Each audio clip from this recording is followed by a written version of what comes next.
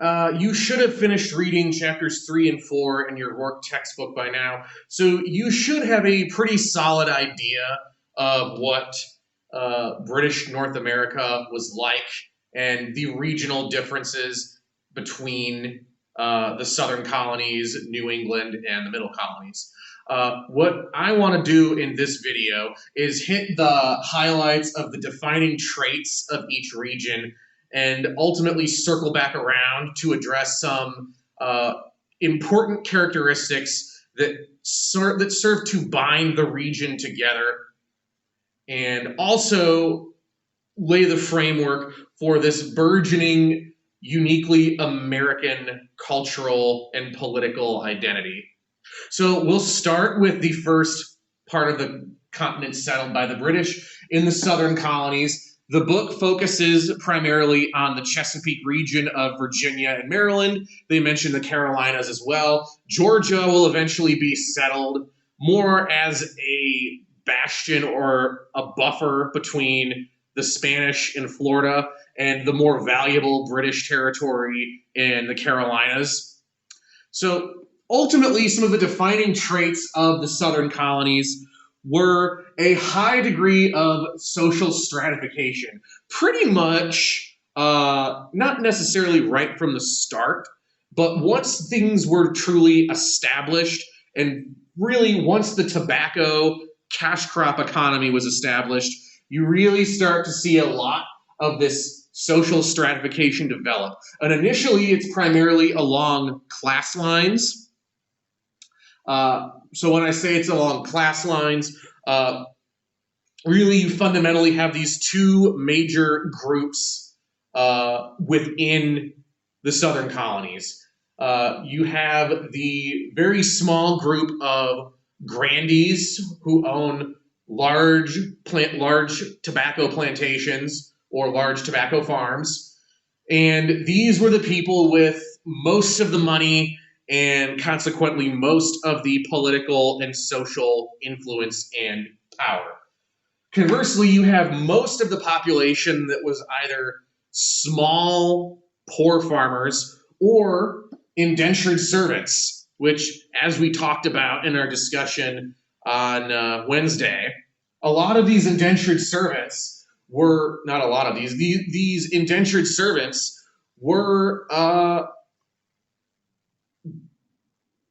promised in their freedom dues, essentially the chance to move up into these higher socioeconomic classes, to become a self-sufficient tobacco farmer, and ultimately to have the opportunity to become wealthy, primarily by setting them up to get land, which initially, one of the main draws to the region was that land was cheap, and there was not a whole lot of labor around, which made it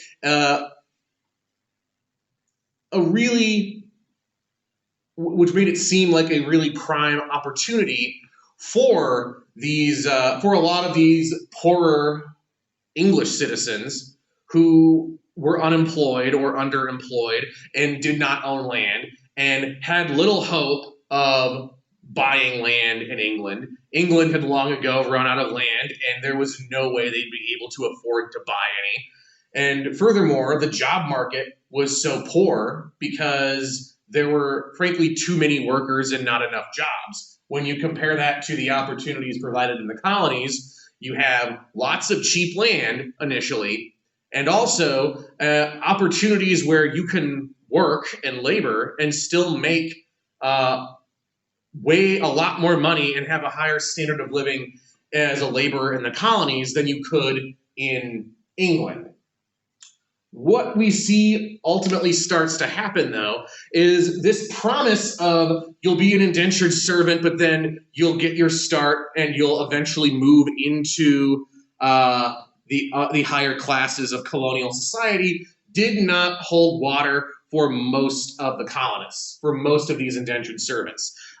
For a number of reasons. One, yes, land was cheap, but still, in order to move to grandee level, you still had to be able to afford to buy a lot of land. And this is not to say that it was impossible, but it was not common. Secondly, as time goes on in these colonies, they start to run out of land. And this becomes a problem when all of a sudden you've got this massive population of indentured servants and small farmers that want to move up. And yet, all of a sudden, there's a land shortage, and the land that is left is far too expensive for them to be able to afford. This ultimately does create a lot of class tension between the wealthy grandees and planters who owned most of the land, had most of the wealth, and consequently had most of the political and social influence and power, and the bulk of the population, which was composed of poor whites and indentured servants who either had very little land or had undesirable land or had no land at all.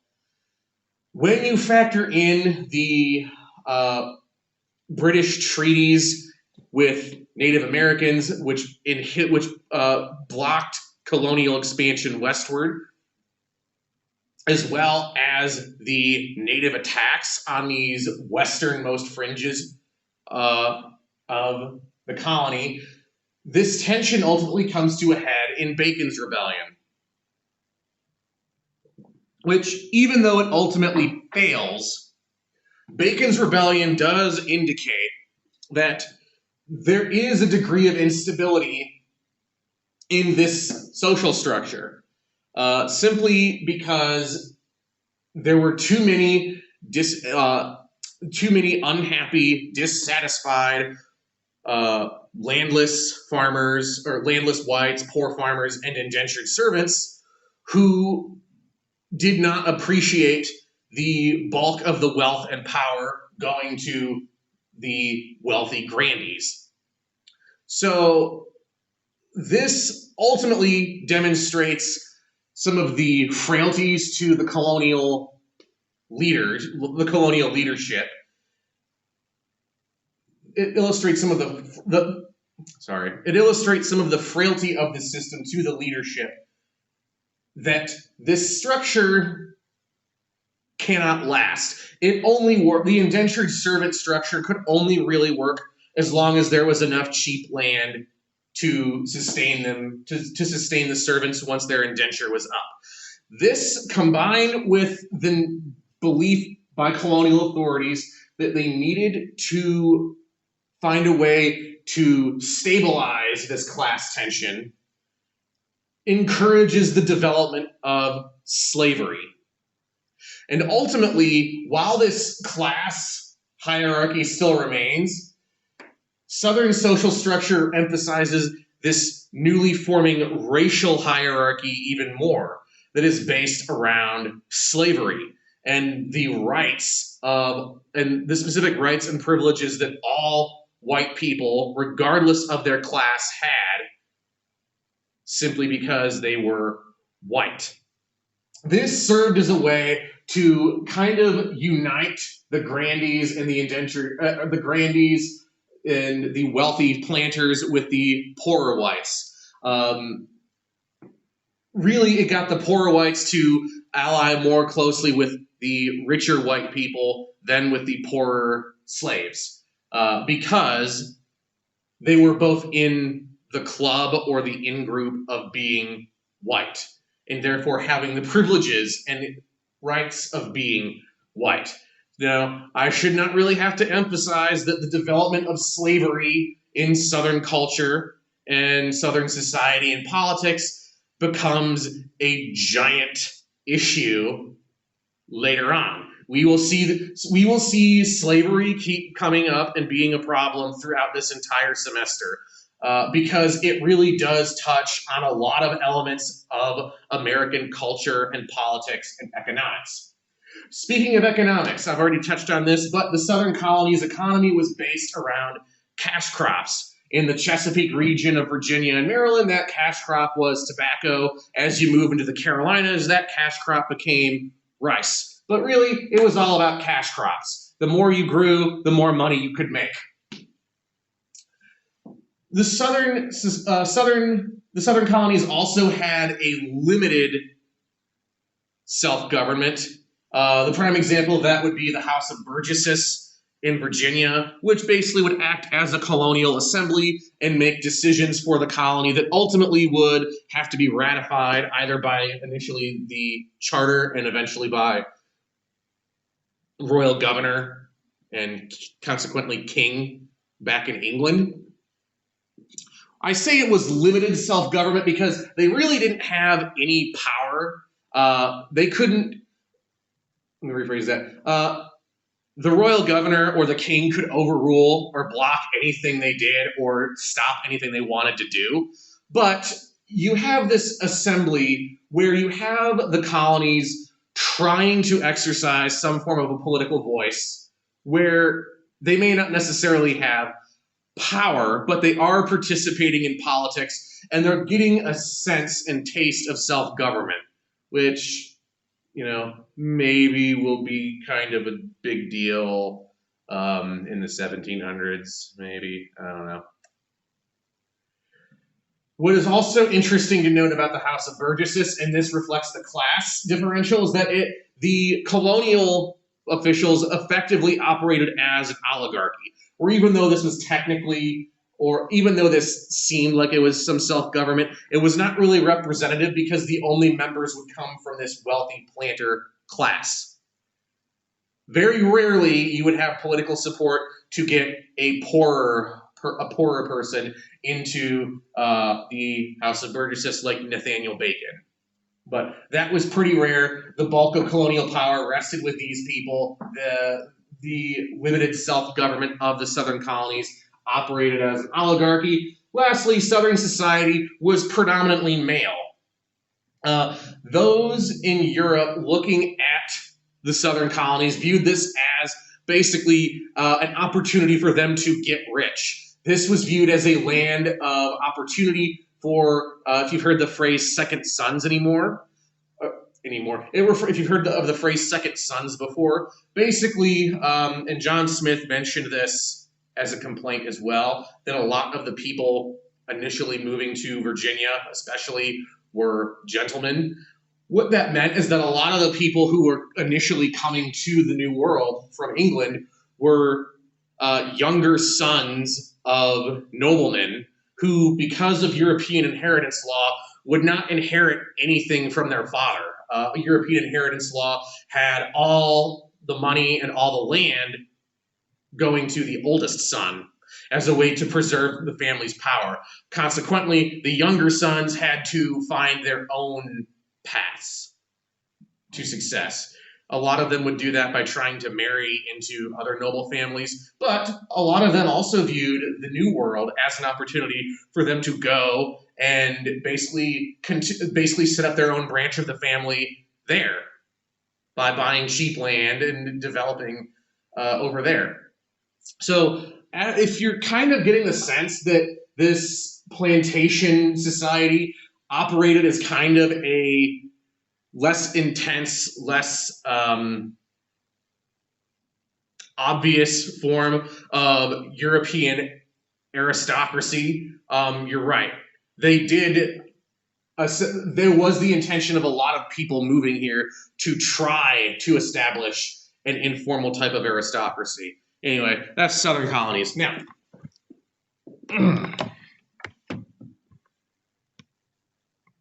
okay, New England. New England's different. Very different in a lot of ways.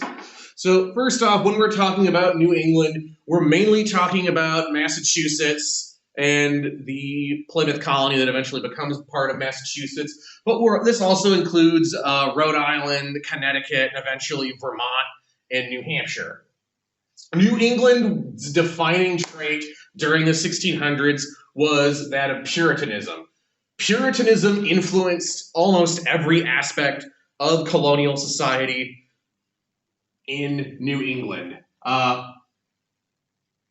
You have a lot of these Puritans fleeing England for the New World. basically to try and escape religious persecution and opposition from the dominant Church of England. And kind of ironically, for people who were trying to find, for people who did not experience religious tolerance back in England when they got to New England, they also did not allow religious tolerance. Puritanism was a central aspect of colonial government, and Puritan customs and values were mandated and enforced by law. You were required to attend church. If you worked on the Sabbath, that was a crime.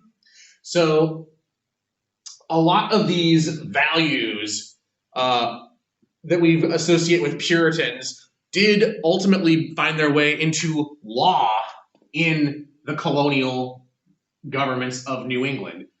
What's also interesting, though, is that these Puritan colonies experienced the highest amount of not just self-government amongst the colonies, but also legitimate democracy. There was the highest amount of colonists able to participate in colonial government was found in New England.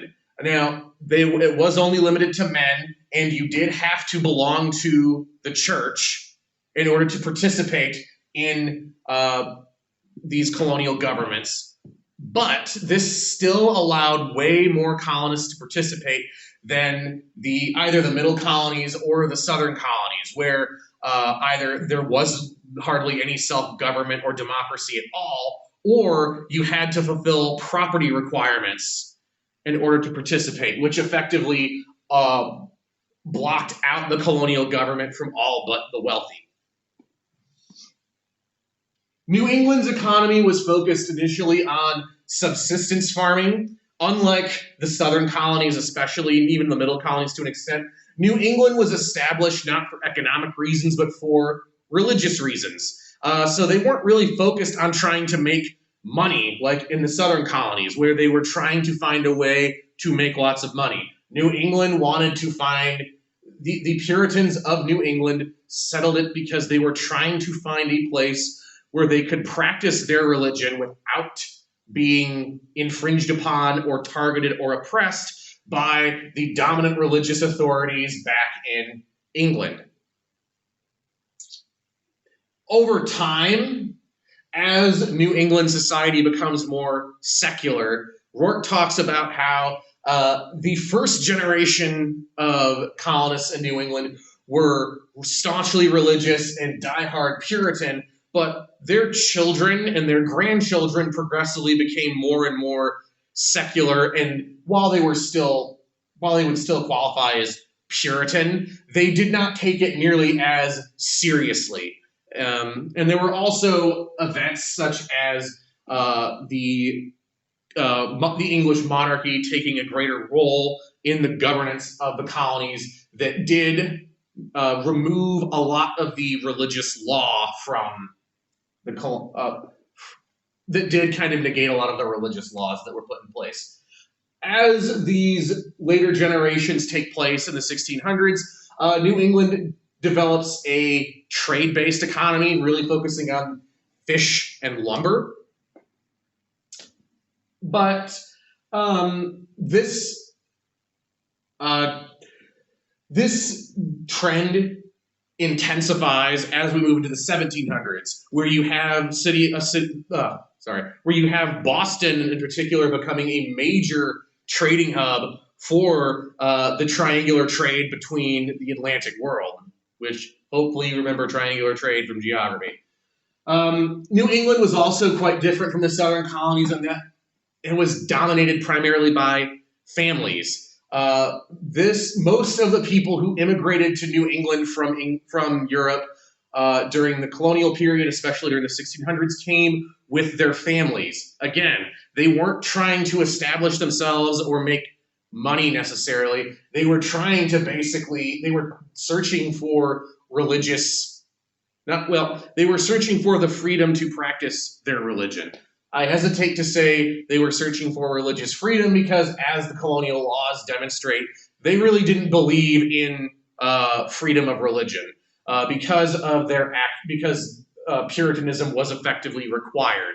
And you saw the treatment of individuals like Anne Hutchinson and Roger Williams being exiled from Massachusetts because their religious beliefs differed from mainstream Puritan doctrine. Two of the defining events for New England were King Philip's War and the Glorious Revolution back in England.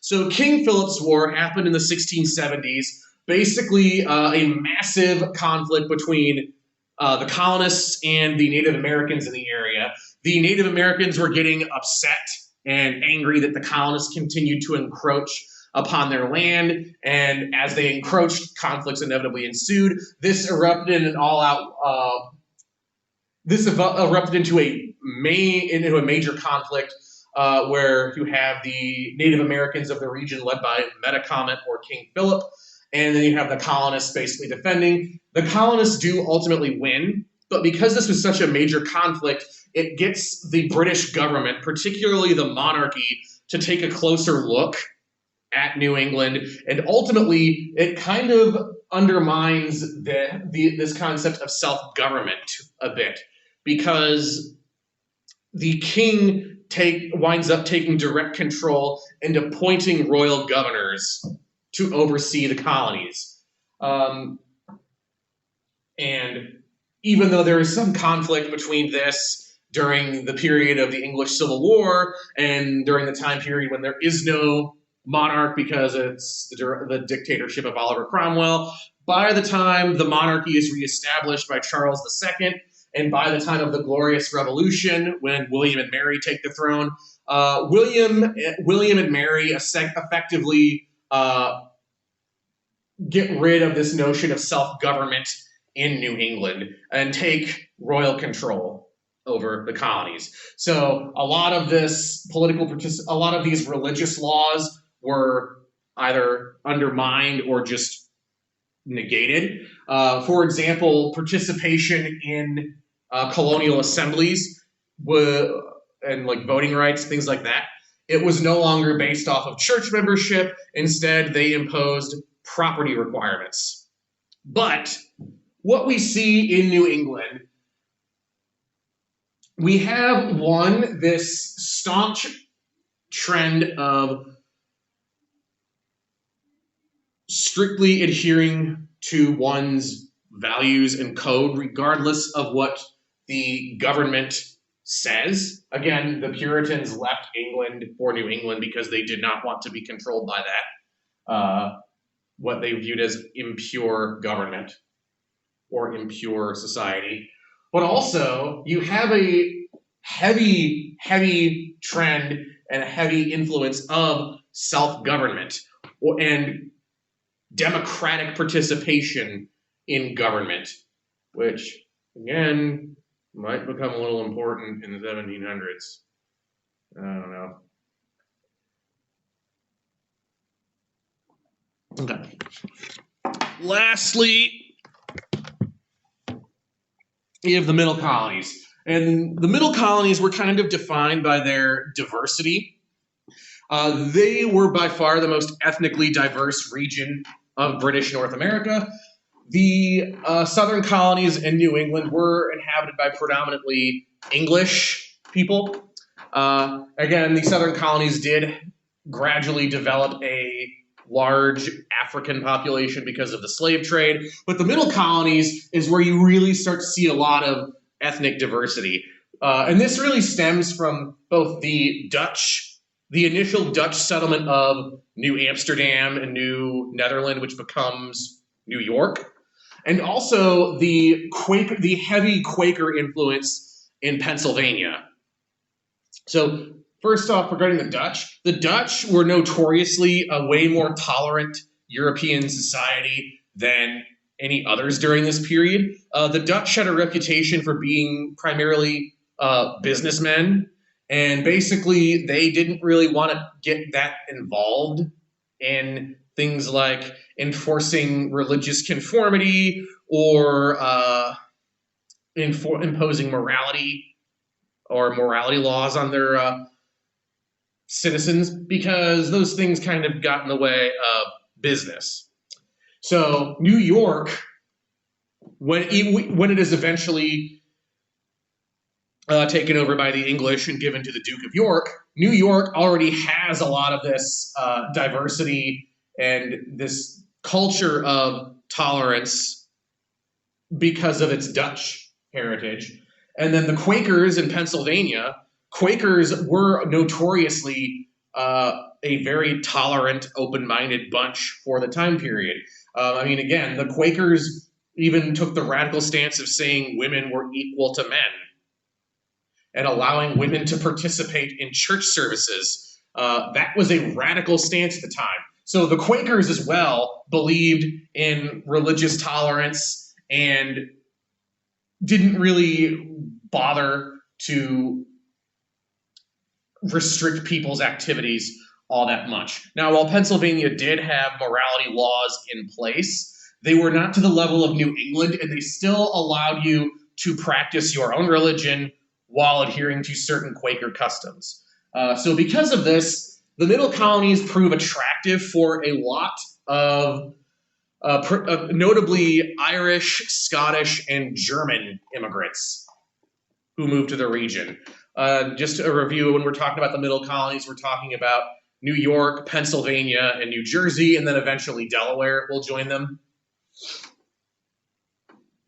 But anyway, so you get a lot of non-English ethnic diversity in the Middle Colonies. So this is significant because, one, because you have all these different cultures mixing, it starts to create a more uniquely American culture and creates a bit of distance from Britain.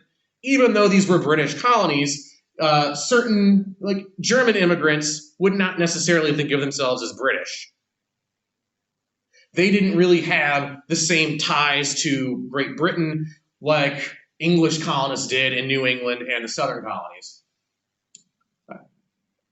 What's also interesting about the Middle Colonies is even though they really didn't have a lot of colonial government or democratic government, there was also more limited royal authority in the region because the Middle Colonies were ruled by private individuals who had gotten their charters as basically gifts from the king. So, for example, New York is ruled by the Duke of York. Pennsylvania is governed by William Penn. So you have a trend in the Middle Colonies where royal authority is effectively limited and is not really heavily felt or imposed, if that makes sense. Yeah. Middle Colonies initially, again, were more focused on trade economically, primarily in foodstuffs. The Middle Colonies were actually kind of the breadbasket of British North America. Again, with places like upstate New York and Pennsylvania, those were really rich and fertile farming grounds that could grow food, not just to feed the region, but also to export. Hence, again, they mentioned one of their main exports was flour, simply because they could grow enough surplus grain to manufacture into flour that they could export it. Which was helpful when you consider British sugar colonies in the Caribbean that could not grow enough food to feed themselves. So, kind of circling around, what we see developing in British North America is we have a number of significant elements that